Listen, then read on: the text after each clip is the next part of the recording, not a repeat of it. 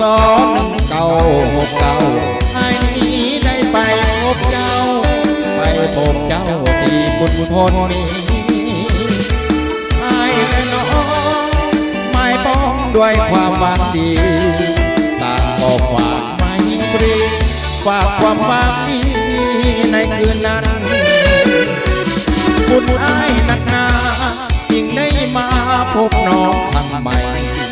ไอ้แสนสดชื่นรื่นใจน้องยิ้มให้วาจาก็หวานบุญนาสู้ยอดสู้ได้ห่วมสาบานหากผู้ใดลืมกันให้ฟ้านั้นลงโทษทันทีอายเองเป็นคนลืมไหลทุกอย่างลงเดินผิดทางลืมหน้าที่แสนดีอายผิดไปแล้วนะกว่าสิดีตกมาหน้าให้ปีนี้ไอ้ขอขึ้นมาใหม่ปีนี้น้องปีคศ1991ไอ้นี้สุดแสนลำห่วงคันแก้วตาบอดขอให้น้องเนื้อทองจงได้อาภัยน้องอย่าได้เสียใจหากอ้ายไว้เสียคนดี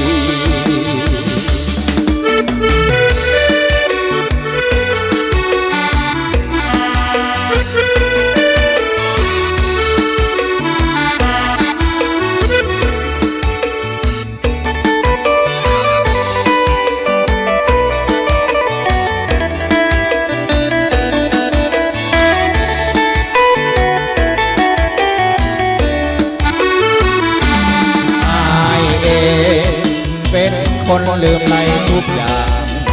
ลงเดินผิดทางลืมหน้าที่แสนดี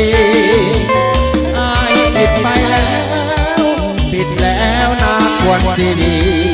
ตกมาในปีนี้อายขอขึ้นมาใหม่ปีนี้น้องปีคศ1991สุดแสนลำถึงหวนคันแก้วตาบอด